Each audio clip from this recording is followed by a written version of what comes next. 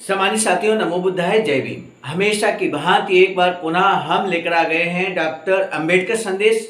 Doctor Ambedkar संदेश नियमित तौर पर आपको मिल रहा है आवाज का ऑफिशियल यूट्यूब चैनल पर, जो कि आपने सब्सक्राइब जरूर कर लिया होगा, ऐसा मुझे पूरा भरोसा है। सम्मानित साथियों, नियमित तौर पर हम जो बाबा साहब का स्पीच लाते हैं आप तक, वो लाते हैं बाबा साहब डॉक्टर अंबेडकर संपूर्ण वाङ्मय से, जो आज का बहुत ही शानदार है। बाबा साहब का हूबहू स्पीच बहुत ही शानदार है, क्रांतिकारी है। इसलिए आपसे निवेदन है कि वीडियो को अंत तक जरूर देखने का कष्ट कीजिएगा। तो आप इसी निवेदन के साथ हम शुरू करेंगे आज का डॉक्टर अंबेडकर संदेश।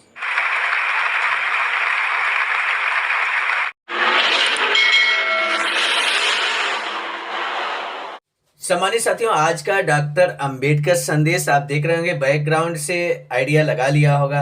आज का डॉक्टर अंबेडकर संदेश हम प्रसारित करने जा रहे हैं बोध गया से, जहां पर अखिल भारतीय अनुसूचित जाति जनजाति कर्मचारी कल्याण एसोसिएशन आवाज का बिहार इकाई के द्वारा डॉक्टर अंबेडकर इंटरनेशनल कॉन्फ्रेंस 2023 का आयोजन किया गया महाबोधि सांस्कृतिक केंद्र पर। और यहाँ पर पार्टिसिपेट करने के लिए पूरे उत्तर प्रदेश, पूरे बिहार से लोग, झारखंड, राजस्थान, मध्य प्रदेश समेत कई राज्यों के डॉक्टर अंबेडकर अनुयायी ने पार्टिसिपेट किया। यहाँ तक कि हम आपको बता दें, कर्नाटक से आदरणीय डॉक्टर जयप्रकाश जी ने भी पार्टिसिपेट किया, जो कि IIBS के MD हैं। सम्मानित साथियों, बहुजन बोधि समाज संघर्ष समिति के अंतरराष्ट्रीय संरक्षक परम आदरणीय MS बहल साहब ने भी मुख्य अतिथि के रूप में पार्टिसिपेट किया। ऐसे डॉक्टर अंबेडकर इंटरनेशनल कॉन्फ्रेंस में सम्मिलित होने के लिए हम भी अपने जनपद से चलकर बोध गया पहुंचे, और आज हम बोध गया से ही सीधे डॉक्टर अंबेडकर संदेश आप तक प्रसारित कर रहे हैं। आज का जो डॉक्टर अंबेडकर संदेश है, इसको इसलिए आपसे हम निवेदन कर रहे हैं कि आप मिस न करें, स्किप ना करें, अंत तक जरूर देखें, क्योंकि आज के डॉक्टर अंबेडकर संदेश के में बाबा साहब का ऐसा इंटरव्यू है जो बड़ौदा के नरेश महाराजा सयाजीराव गायकवाड़ के द्वारा लिया गया। और उस इंटरव्यू के आधार पर बाबा साहब को जो स्कॉलरशिप मिला था कोलंबिया यूनिवर्सिटी में पढ़ने का, वो स्कॉलरशिप में क्या कुछ शर्तें थी, क्या प्रश्न महाराजा ने पूछे थे बाबा साहब से, और उसके जवाब क्या बाबा साहब ने दिए, जिस आधार पर बाबा साहब को स्कॉलरशिप के लिए चुना गया। आज का डॉक्टर अंबेडकर संदेश इसलिए बहुत खास होने वाला है। सम्मानित साथियों, आपसे बारंबार निवेदन है, इस वीडियो तक को स्किप मत कीजिएगा। इसी निवेदन के साथ अब हम ले चलते हैं सीधे डॉक्टर अंबेडकर संदेश की ओर। बाबा साहब कहते हैं कि मैं चरित्रवान हूँ। बाबा साहब डॉक्टर अंबेडकर संपूर्ण वाङ्मय खंड 35 पृष्ठ संख्या 200 से लेकर हम बाबा साहब का ये स्पीच आप तक उपस्थित हैं। बाबा साहब भीमराव अंबेडकर के पिता सूबेदार रामजी मलोनी 2 फरवरी 1913 को चल बसे। मेरे साथियों, डेट याद रखिए, 2 फरवरी 1913 को। बाबा साहब डॉक्टर भीमराव अंबेडकर को अब अपने पैरों पर खड़ा होना था। ज्ञान के लिए उनकी उत्कट प्यास और महत्वाकांक्षा को प्रेरणा ने उन्हें बेचैन कर दिया। सम्मानित साथियों, अब उनकी बड़ौदा में अपनी नौकरी पर वापस लौटने की बिल्कुल इच्छा नहीं थी। वहां वे कुछ ही समय रहे थे, अपमान के कारण नाखुश रहे थे। अंततः जून 1913 में उन्हें एक और मौका मिला। उस समय बड़ौदा के महाराजा ने मेधावी कुछ छात्रों को उच्च शिक्षा प्राप्त करने हेतु अमेरिका की कोलंबिया यूनिवर्सिटी में भेजने का विचार बनाया। जब महामहिम महाराजा बंबई में थे, तब बड़ौदा में अपनी सेवा तथा आवासीय सुविधा में अपमान और झेली गई असुविधाओं से उन्होंने अवगत कराने हेतु बाबा साहब डॉक्टर भीमराव अंबेडकर उनसे मलाबार हिल के महल में मिले। महामहिम महाराज को भीमराव के विषय में लगभग सभी कुछ पहले से ही मालूम था। भीमराव द्वारा झेली गई अपमानजनक असुविधाओं के विषय में एक शब्द भी न कहकर महाराजा ने उनसे अन्य विभिन्न विषयों पर बात करते रहे। महामहिम महाराजा द्वारा पूछे गए सभी प्रश्नों पर बाबा साहब ने अपना दृष्टिकोण बताया, और क्या कुछ बताया, अब हम आप तक वो प्रश्न और बाबा साहब के जवाबों को लेकर उपस्थित हैं। वार्तालाप जो होती है, लगभग आधे घंटे की चर्चा के बाद महाराजा ने उन्हें कल उसी समय आने को कहा, क्योंकि महाराजा ने बाबा साहब भीमराव अंबेडकर की शिकायतों पर एक शब्द भी नहीं कहा था।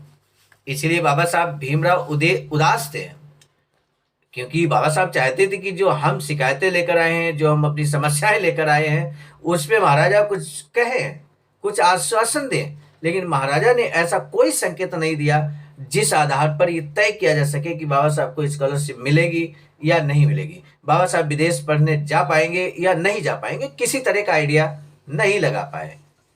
क्या प्रश्न किए महाराजा ने, अब हम लेकर आप तक पहुंच रहे हैं। अगले दिन महामहिम महाराजा ने पूछा कि वे कौन कौन से विषय पढ़ना चाहेंगे। बाबा साहब भीमराव अंबेडकर ने जवाब दिया, समाजशास्त्र, अर्थशास्त्र और बहुजनों को आर्थिक उन्नति के लिए विशेष रूप से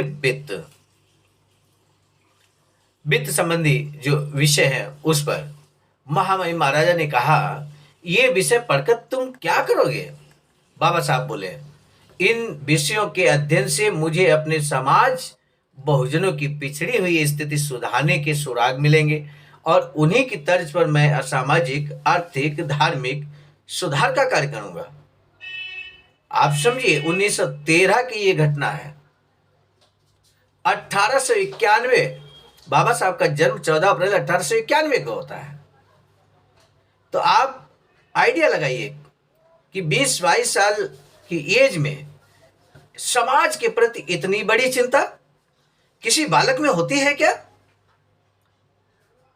हम अपने आप से इस बात को महसूस करें तो समाज के लिए कितना चिंतित थे बाबा साहब, और समाज को दिशा देने के लिए, समाज की समस्याओं को दूर करने के लिए, हो रहे शोषण अत्याचार को दूर करने के लिए बाबा साहब ने अपने एजुकेशन की लाइन और लेंथ तय की।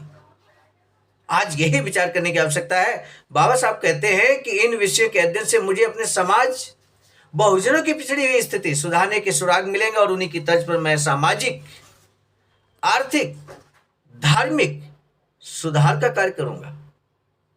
शब्दों पर विशेष ध्यान देने की आवश्यकता है। एक एक शब्द बाबा साहब के पूरे जीवन संघर्ष की कहानी कहते हैं। सामान्य साथी,